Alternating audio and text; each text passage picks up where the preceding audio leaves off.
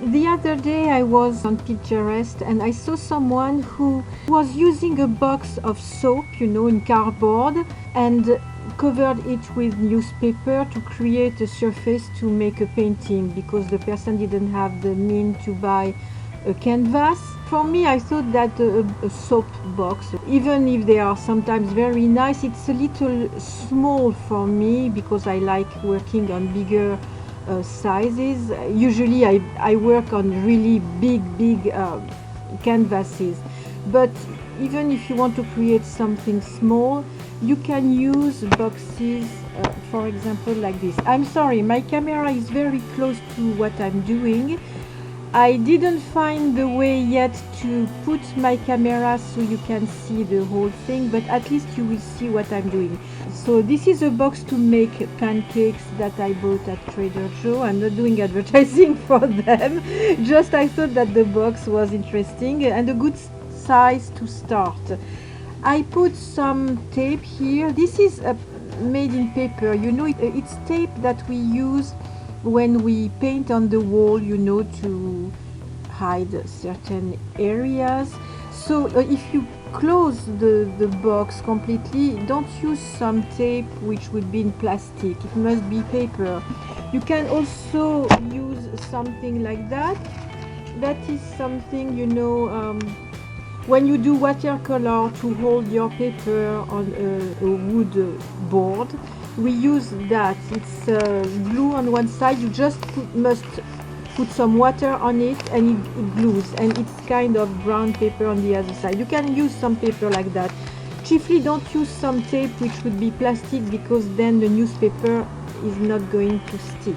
So I use things like that which are on in my mailbox. I usually throw them, but sometimes I keep them because it's perfect to use for what I'm doing. So I already cut a lot in small pieces like this, you see.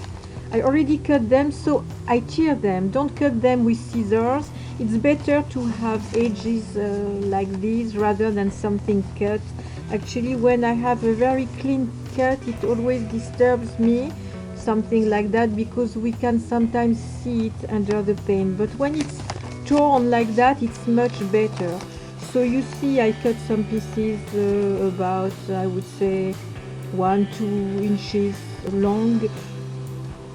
You know, there is no specific size. It depends on what you are going to cover. Here I want to go fast, but it must not be too big because then you will have some wrinkle and it must be easy to glue.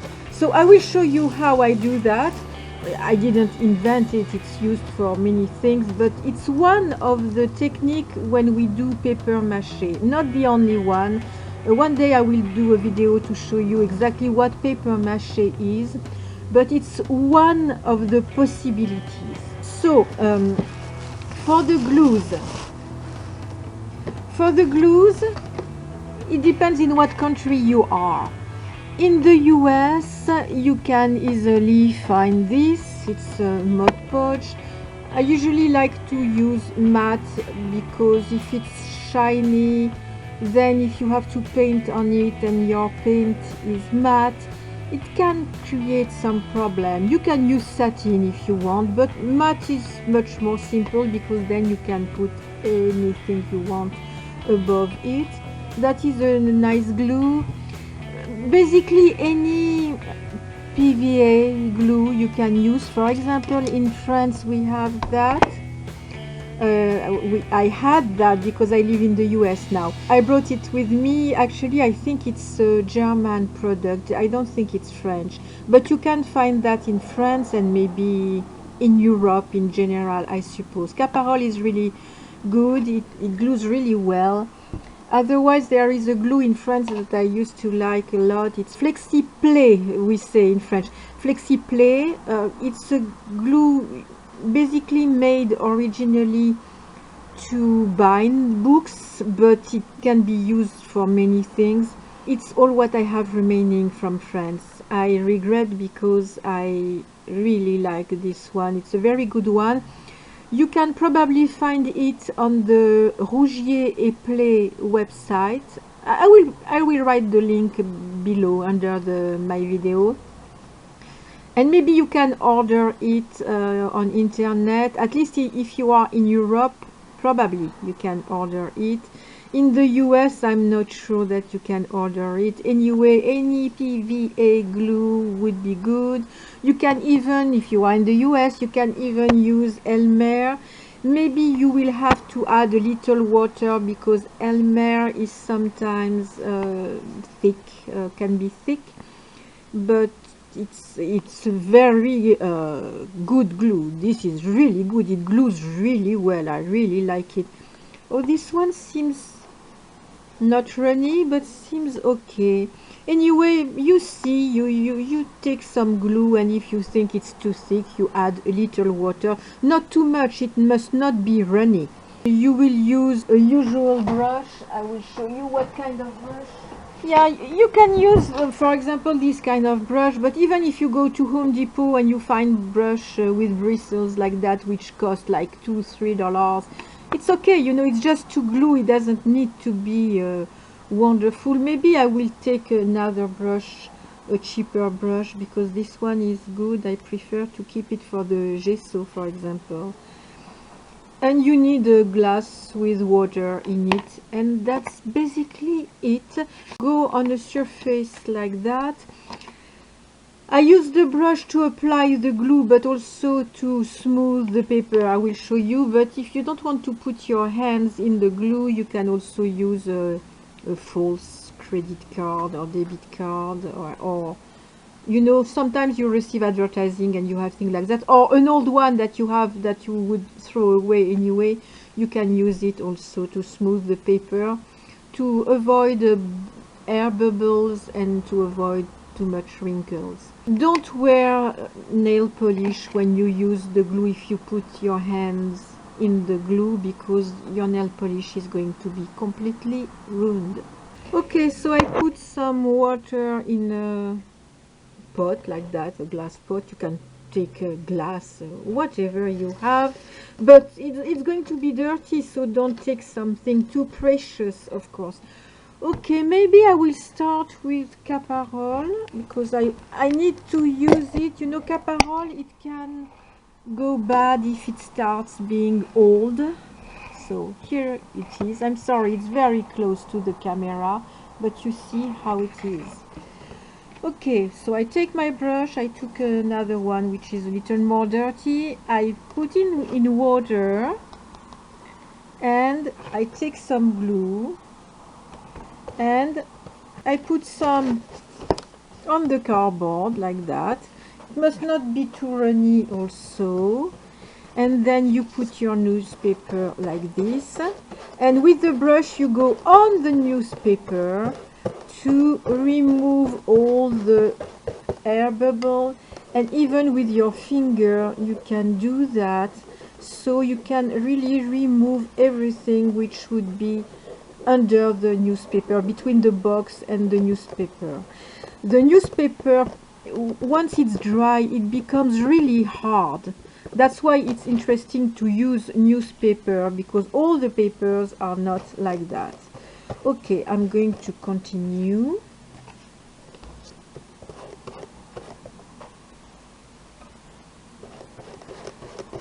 After that, you will have the hands full of, the fingers full of glue. That's why I was saying avoid to put your nail polish just before, because it's going to be completely ruined. If you don't want to put your fingers, you can just do this. But I think you will still have some glue. You see how much it removes? I think you will still have some glue on your fingers. I never managed to do that without having some glue. I try to remain under the camera, which is not obvious. I will really have to figure out how to install my camera. Also, you see the card can tear the paper. That's why I prefer going with the fingers. I have so much glue on my brush that, yeah, maybe like that.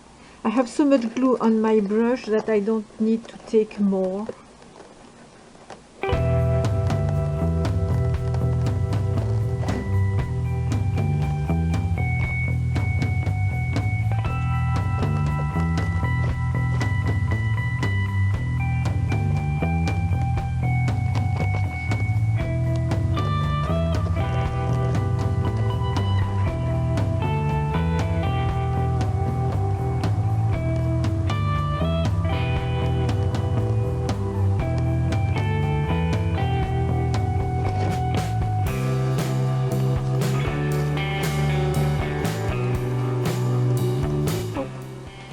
that is a hair coming from a cat, one of my cats.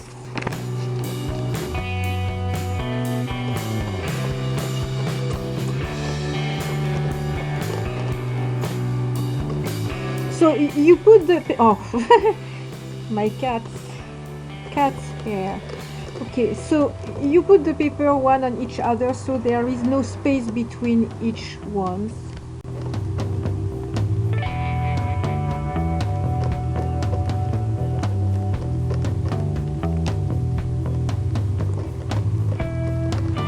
So okay, you arrive in an angle like that. What I do, it must be clean in the angles, so I do it just like that.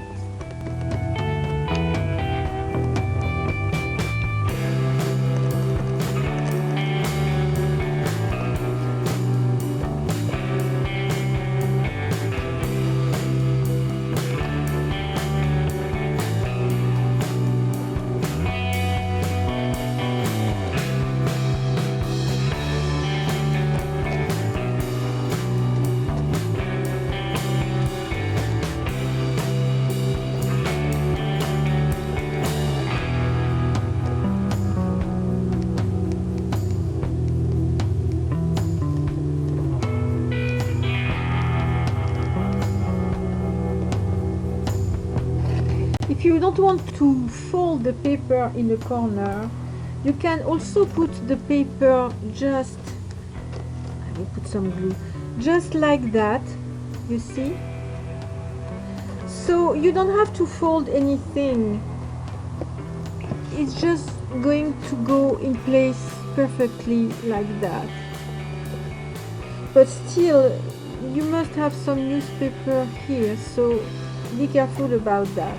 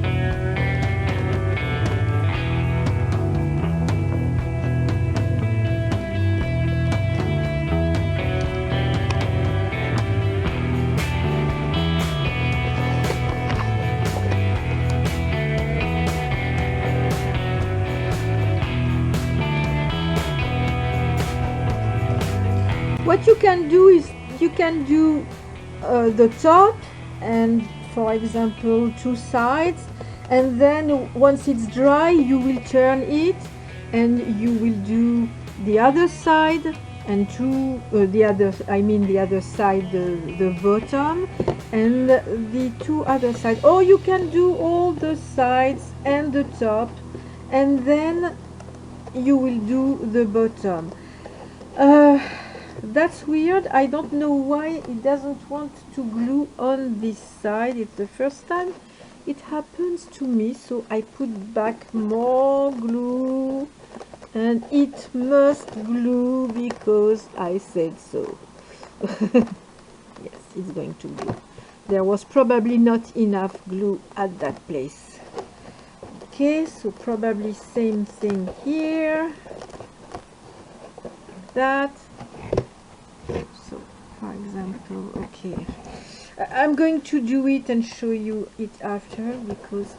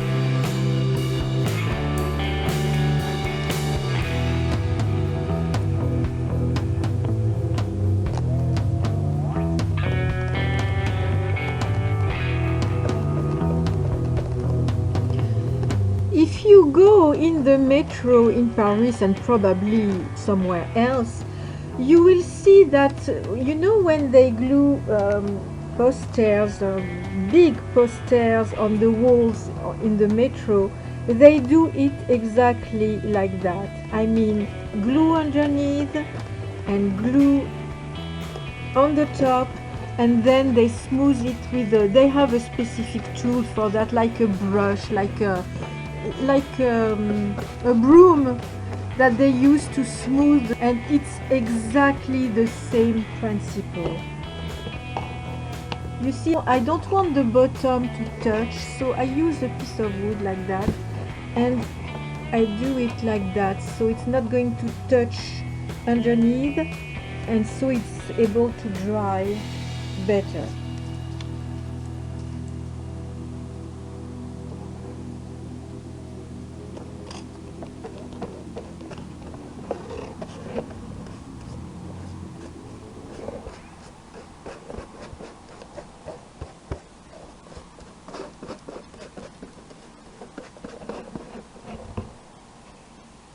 Okay, so I glued on the top, I glued on the side, but as you can see, I don't know if you managed to see, no, let me see if I can show you. I didn't go until the end. There is a small space, so when I will do the underneath, I will continue on the side. So actually I made the 4 sides, but by letting a space at the top, I mean at the bottom, so when I will do the bottom, I will continue on the sides, and there is just one place where I have underneath.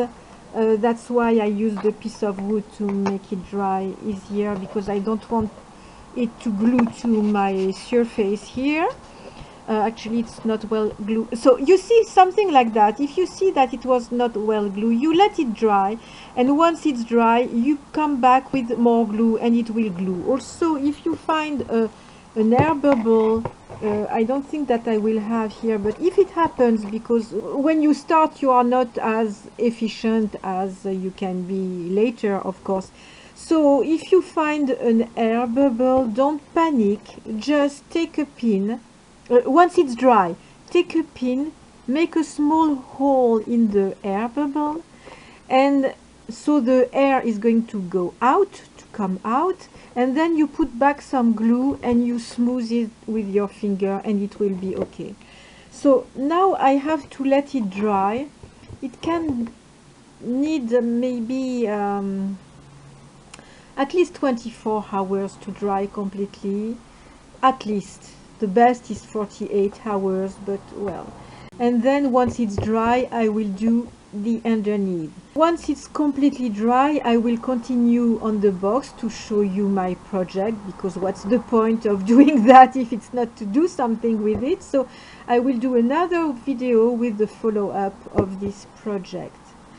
You must know that there are some artists in France and probably elsewhere who make even furniture with this technique. They make furniture with a thick cardboard and they cover it with newspaper like that, and it becomes so hard that they can use the furniture, sit on it, eat on it if it's a table. You must start with small, and more you are comfortable, more you will be able to do bigger things.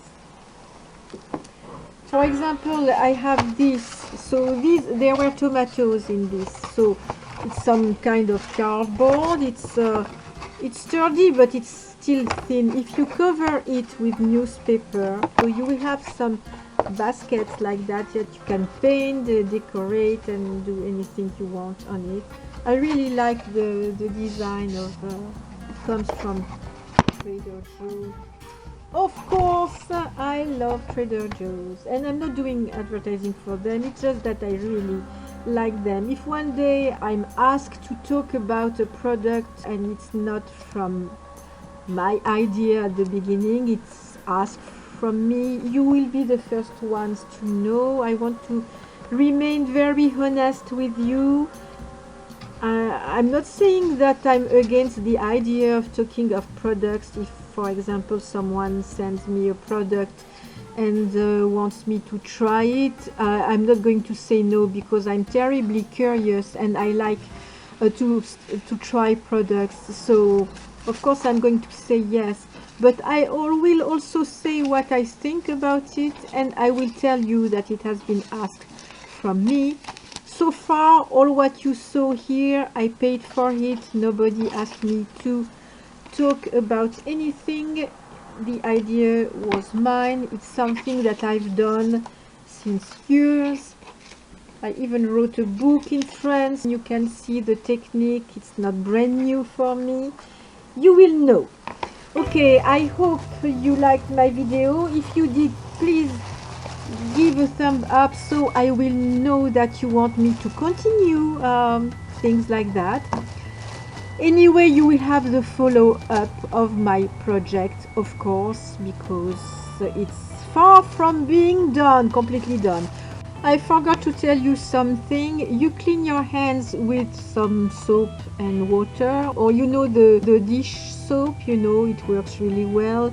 You will still have some glue remaining on your finger, but it peels off when it dries. Usually when I do that during 2 days, I'm peeling off my fingers, so be prepared to that. You see, I clean my fingers, but I still have some. I can feel it. It's difficult to remove everything in once.